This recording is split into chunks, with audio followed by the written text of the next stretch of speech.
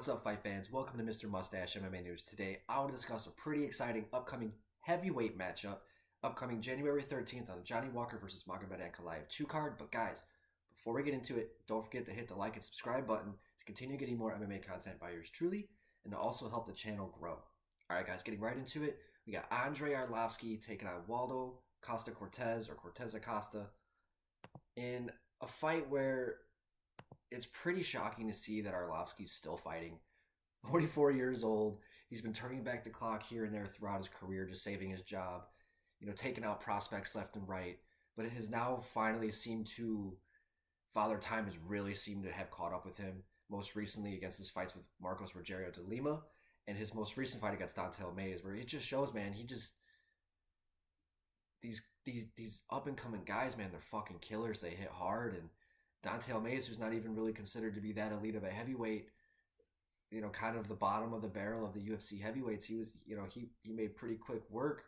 I mean, he put Andre the fuck out. And then also the fight with De Lima, I mean, he just got smothered, and before that, he had the really nice, technical victories over guys, Jake Collier, Jared Bandera, Chase Sherman, Tanner Bozer, Felipe Lins. I mean, it goes on and on and on. And I mean, the last 6 years where everybody has thought the guy was done, he's just been able to just pull shit out of his ass. He's a true savvy veteran of the sport, and he's just been there, done that his entire career. I've been watching the guy in the UFC since what seems like since I was like 8 or 9 years old. I was probably about 10 or 11, but still, the point is, the guy's still here. But I really think that this is probably close to the end. He's 44.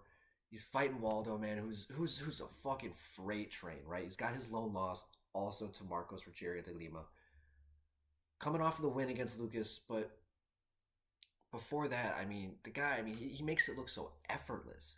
And that kind of even seems to be his biggest issue, is like, he doesn't really seem to have like that crazy sense of urgency.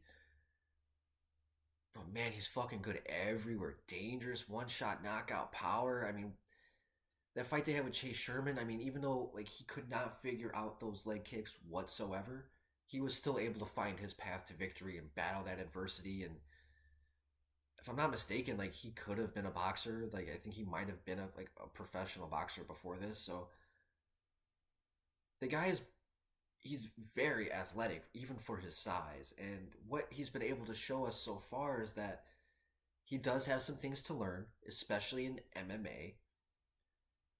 But he's like right on the cusp, man. Like, he just has to just sharpen some things up. I think take it just a little bit more seriously.